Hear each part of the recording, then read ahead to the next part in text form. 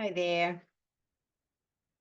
Today, I want to talk about my first connections with Japan. When I was a little girl, there were a few things that made me aware of the country of Japan. One of my aunts was a stewardess, and she flew all over the world for her job. And I know once when she was in Tokyo, on one of her flights, she bought uh, like a paper umbrella, a cute paper umbrella. I don't know if paper is the right word, but it was like paper. And it had some kind of covering, like a wax. And it was a beautiful, colorful, red umbrella with beautiful Japanese style print. And she brought it to me. I was a little girl. Don't know how old I was, maybe 6 years old about, and she gave it to me. And I thought it was so beautiful. It was made from bamboo and this special, beautiful patterned paper. And I would open it and close it. But because I was a little girl, I remember my father was worried that I was going to break it because it was very, very delicate.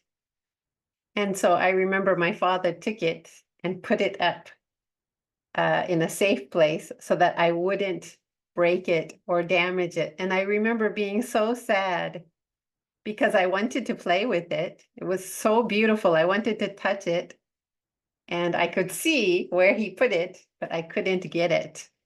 He had put it somewhere where I couldn't get it. And he told me, don't touch it. And so that's one of my first memories of anything from Japan. By the way, press the CC button. You can see what I am saying in English. You can see subtitles. Okay. Then another aunt, her husband was in the military. And so that aunt and her husband lived in Okinawa at the American base in the 1970s. So maybe the early 1970s. And while they were there, they bought a Japanese doll, one for me and one for my sister.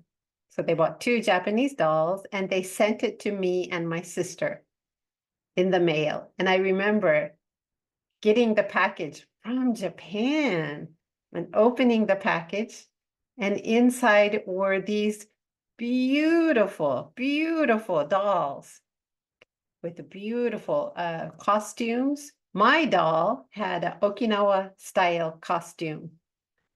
My sister's doll had a kimono, a pink kimono, her doll.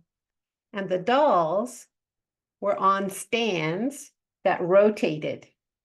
You would wind up the doll and it would play a song and the doll would go around and around. I can't remember.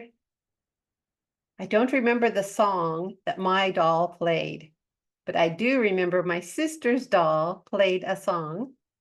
At that time, I didn't know the song at all. Now I realize the song was Sakura Sakura. Now I remember and I know Sakura Sakura, so I realized the song was Sakura Sakura. And her doll had a little umbrella, a beautiful pink umbrella and a pink kimono. And the doll's hair was in the Japanese old style with a little silver sparkly decoration. So when the doll moved, the little decorations were glittering in the light. They were so beautiful. And then mine also. Mine was more of an Okinawa style costume. They were so beautiful. And this time, my father let us keep these toys, not toys, these dolls, these decorations, and we could listen to them when we wanted to. I remember we were fascinated. My sister and I were fascinated by these beautiful dolls from this mysterious country called Japan, which we didn't know anything about. The third connection with Japan that I can think of when I was very young, the same aunt who sent us the dolls, she had a dog in Okinawa. He was a big poodle. And his name was Dewey. I don't know if that was his real name, or maybe there was a Japanese word they were trying to Japanese name they were trying to use, and they didn't pronounce it well. I don't know. But anyway, they called this dog Dewey. Dewey. They brought this dog back to the United States. He was a cream-colored, big poodle, large-sized poodle.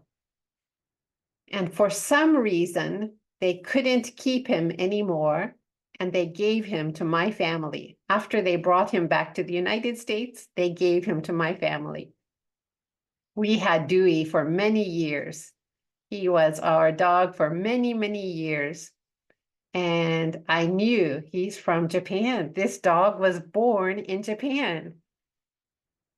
So those were three of my very first very, very light connections with Japan at a time when I really didn't know anything about Japan. I didn't dream I was going to live here for my whole adult life. I didn't dream that I would marry a Japanese man. I didn't dream I was going to raise my children, 3 children in Japan. I didn't dream that I was going to learn to speak Japanese. So when I remember those days, it's really, really, it's mysterious where you end up in your life. You can't imagine. So anyway, that's my story for today. My very first touches with Japan when I was a little girl. Okay, that's the end. I hope you all are having a good day. God bless you. See you next time. Bye-bye.